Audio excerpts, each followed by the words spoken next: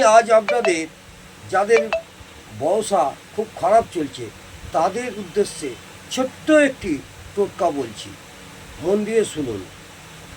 যাদের ব্যবসা নিয়ে খুব চিন্তিত আছে, ব্যবসা ভালো চলছে না এবং চারিদিক থেকে বিভিন্ন রকম সমস্যা ঘিরে রেখেছে, সেই ক্ষেত্রে প্রত্যেক দিন আপনারা কি করবেন, গঙ্গার জোয়ারে জল নিয়ে আসবেন। জল বসার মেন দরজায় এবং চারিদিকে ছড়িয়ে গণেশজির মন্ত্র 108 বার পাঠ করুন।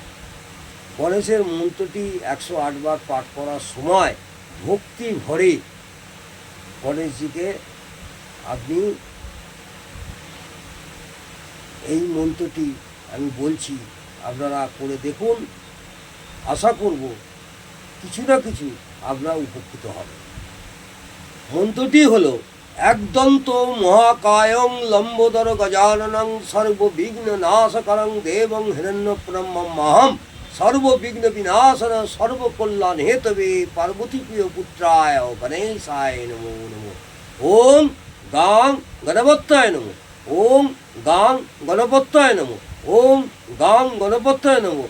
এইভাবে আপনারা 108 বার এই মন্ত্রটি জপ করুন এবং ভক্তি ভরে আপনারা এই গণেশজির পূজা করুন।